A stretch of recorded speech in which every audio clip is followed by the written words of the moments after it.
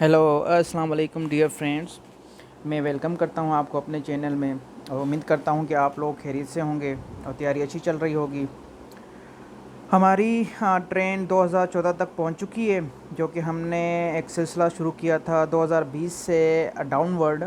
हमने जो चलना है तो 2020 से 2000 तक, उसमें से हमने करना है सीएसएस के इंग्लिश पेपर के में जो करेक्शंस पूछी जाती हैं सीएसएस में हम उसको सॉल्व करने जा रहे हैं। तो ये उसी सिलसिले में ये सीएसएस 2014 का पेपर है, इसकी करेक्शन देखने जा रहे हैं हम। तो dear friends, without wasting any time let's start. As question हमें मेंशन होता है कि करेक्ट ओनली 5, और हम जो है वो 5 नहीं करते हैं, हम जितने भी होते हैं 8 के 8 या 7 के 7 वही सारे के सारे करते हैं, ताकि आप लोगों को ज़्यादा सीखने को मिले। तो डियर फ्रेंड्स, आज का हमारा पहला क्वेश्चन है ईच फर्नीचर। ईच हम यूज़ करते हैं सिंगुलर के लिए, हमें पता है।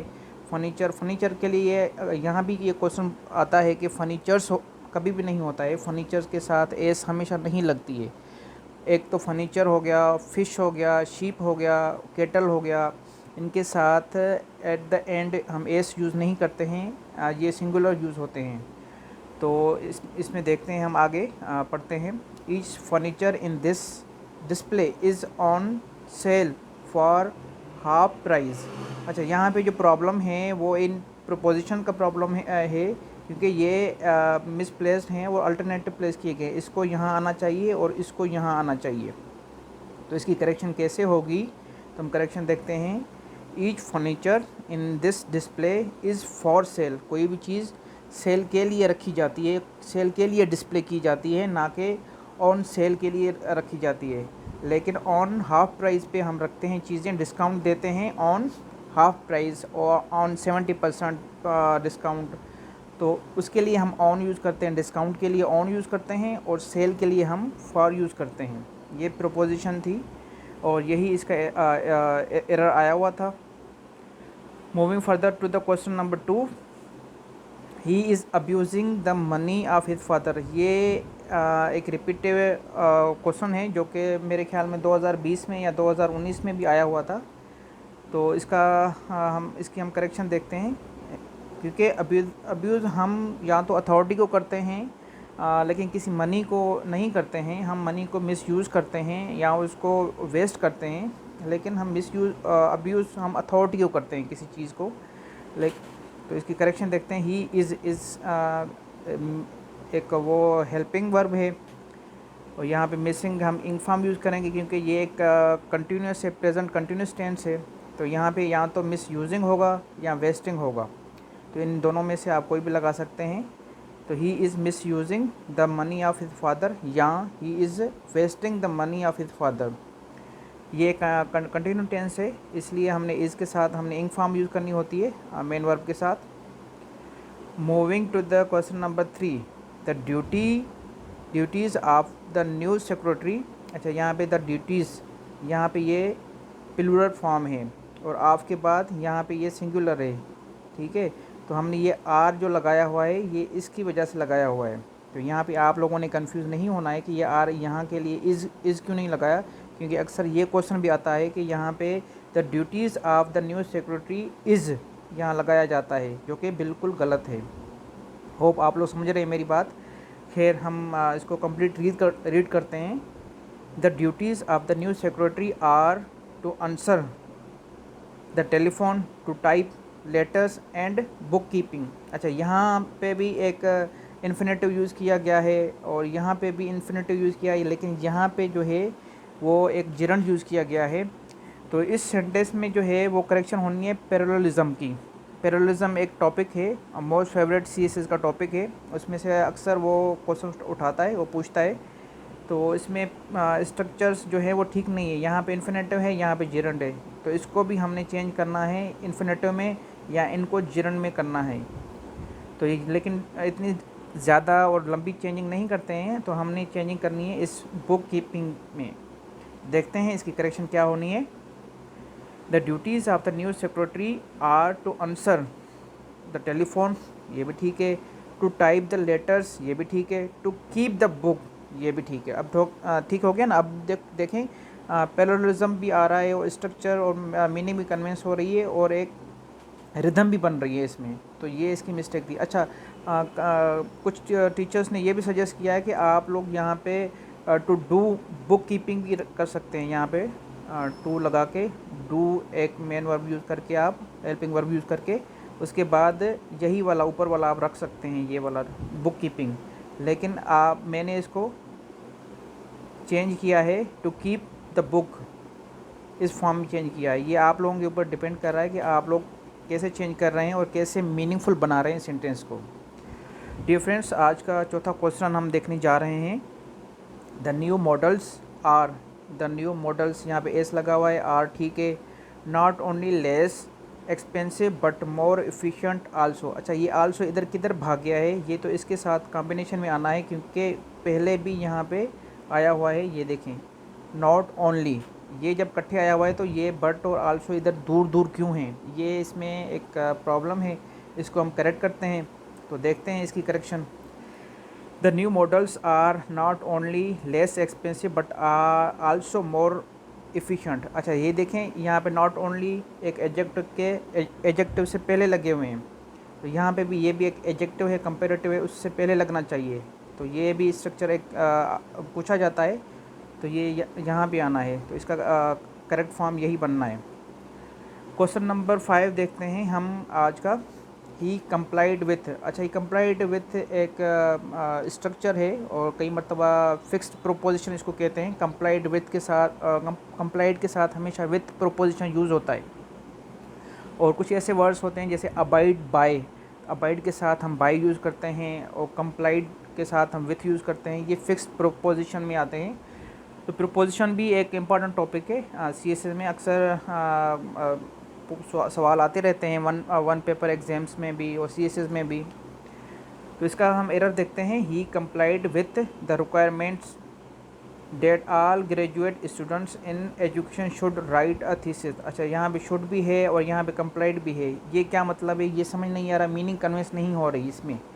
एक तो यहाँ पे ये रिक्वायरमेंट के बाद कामा यूज़ नहीं होता है क्योंकि ये डायरेक्ट डिपेंड कर रहा है या ये बता रहा है इस चीज़ को, डेट को। तो यहाँ पे कामा की ज़रूरत ही नहीं है यहाँ पे।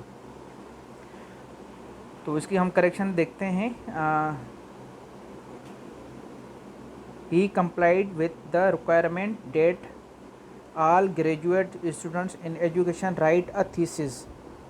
अच्छा, यहाँ पे राइट सिर्फ इसलिए लिखा है क्योंकि यहाँ पे कंप्लाइड एक खुद ही एक कंपल्शन में शो हो रहा है, तो उसके साथ शुड और कंपल्शन ये दोनों चीज़ जो है सेंटेंस में एक मीनिंगफुल नहीं बना रही थी। यहाँ पे कंप्लाइड भी है और यहाँ पे शुड भी है, तो ये शुड को हमने ख़त्म करना था, इसमें यहाँ पे लिखना था राइट अ थीसिस।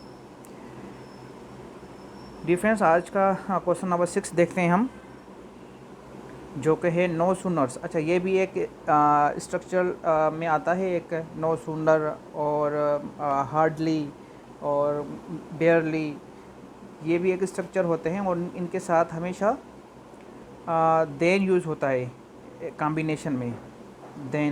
देन ए वाला, नॉट ये वाला, ई एन वाला नहीं यूज़ होता। यहाँ पे कन्फ्यूजन आपने नहीं होना है, इस पे भी क्वेश्चन पूछे गए हैं कई मरतबा, क्योंकि वन डे एग्ज़ाम में रिसेंटली मेरे ख्याल में एफआईए में या एफआईए इंस्पेक्टर में यही सेंटेंस आया हुआ था, लेकिन देन की बजाय इस ए एन की बजाय THEN यूज़ किया गया था, जो कि गलत था, इसको यहाँ से ठीक करना था। खैर, हम क्वेश्चन देखते हैं आज का। No sooner we left the shop it began to rain. अच्छा, यहाँ पे तो एक तो देन मिसिंग है, देन है ही नहीं इसमें, जो कि इसके साथ हमेशा यूज़ होता है देन। और बेयरली, हार्डली, स्कार्सली के साथ हम यूज़ करते हैं व्हेन कॉम्बिनेशन में। ये आपने याद रखना है, बेयरली के साथ, स्कार्सली के साथ, हार्डली के साथ। ये जो है ये एक नेगेटिव इन्वर्जन क्वेश्चन होते हैं, नेगेटिव इन्वर्जन। तो इसके साथ हमेशा जो इसका एक होता है हेल्पिंग वर्ब, वो हमेशा इससे पहले आता है कि एक इन्वर्जन एक टॉपिक होता है ग्रामर में, वो हमेशा ये वाले स्ट्रक्चर से अपने साथ लेते हैं पहले से। तो इसकी करेक्शन हम देखते हैं। No sooner did we leave. अच्छा, एक एक स्टूडेंट्स ने ये यूट्यूब पे मैंने देखा है कि यहाँ पे ये लेफ़्ट है तो इसको भी लेफ़्ट ही रख दिया है सेम टू सेम। जब यहाँ के हमने डिड यूज़ किया है तो डिड के बाद हमेशा फर्स्ट फॉर्म यूज़ होती है, ना कि सेकंड फॉर्म। तो ये भी आप लोग करेक्ट कर लें। अगर आप कहीं और से सीखते हैं या सुनते हैं किसी और यूट्यूब चैनल से, तो आप ठीक से आप सुना करें और देखा करें और पढ़ा करें, क्योंकि लेफ़्ट एक सेकंड फॉर्म है और डिड के साथ हमेशा फर्स्ट फॉर्म यूज़ होती है। तो हमने लीव यूज़ करना है, ना कि लेफ़्ट। तो इसकी करेक्शन होगी no sooner did we leave the shop then it began to rain. अच्छा, ये वाला देन यूज़ करना है यहाँ के इस स्ट्रक्चर के साथ। एंड क्वेश्चन नंबर 7 देखते हैं हम। The population of Karachi is, अच्छा द पॉपुलेशन इज़, ठीक है, ये सिंगुलर है। Is greater then any other city in Pakistan. In city, Pakistan की में सिटी ना, पाकिस्तान की सिटी होती है, पाकिस्तान में सिटी नहीं होती है। हम कंपेयर करते हैं किसी भी चीज़ के साथ, किसी भी पोजीशन के साथ। पाकिस्तान में जो है सिटी जो है वो पाकिस्तान की पोजीशन है, पाकिस्तान कंट्री की पोजीशन सिटी है। तो इसकी करेक्शन हम देखते हैं। The population of Karachi is greater than that of. यहाँ पे डेट ऑफ हम, क्योंकि यहाँ पे कोई सेंस नहीं बन रही थी ना, देखें ना आप, ये देखें the population of Karachi is greater then any other city. अच्छा, एनी अदर, इसका मतलब कि जो हम कंपेयर कर रहे हैं ये greater than any other city में, इसके पॉपुलेशन का हम कंपेरिजन कर रहे हैं सिर्फ सिटी के साथ। तो ये इसका मतलब कि सेंस नहीं बन रहा है। यहाँ पे हम कंपेरिजन कर रहे हैं पॉपुलेशन टू पॉपुलेशन। अगर यहाँ पे सिटी होता तो फिर यहाँ पे सिटी रखते हम, तो यहाँ पे हमें पॉपुलेशन चाहिए। तो पॉपुलेशन के लिए हम अल्टरनेटिव क्या यूज़ करेंगे वो देखते हैं हम। The population of Karachi is greater than that of. अच्छा, यहाँ पे ये डेट ऑफ किस लिए यूज़ हुआ है, इस पॉपुलेशन के लिए। Any other city of Pakistan, यहाँ पे एक प्रोपोजिशन भी यूज़ होनी है, ऑफ पाकिस्तान, ना कि इन पाकिस्तान। तो डियर फ्रेंड्स, मैं उम्मीद करता हूँ कि आप लोगों को ये वीडियो अच्छी लगी होगी और आप लोगों ने थोड़ा बहुत सीखा होगा और आप लोगों की प्रैक्टिस और आप लोगों की रिवीजन चलती आ रही होगी। और मैं उम्मीद करता हूँ कि आप लोग मेरे पिछले वीडियोस देखते आ रहे हैं और उनके लिंक्स मैं डिस्क्रिप्शन में दे दूँगा। आप लोग वो वीडियोस विज़िट करें, वो देखें और सीखें कि CSS में जो करेक्शन आती है वो कैसे आती है और कौन कौन से टॉपिक के ऊपर मोस्टली जो है वो करेक्शंस आती हैं CSS में। तो डियर फ्रेंड्स, आज के लिए इतना ही। फिर मिलते हैं हम अगले स्टेशन के ऊपर, जो कि हमारी स्टेशन है 2013। तो थैंक्स फॉर नाउ, अल्लाह हाफिज़।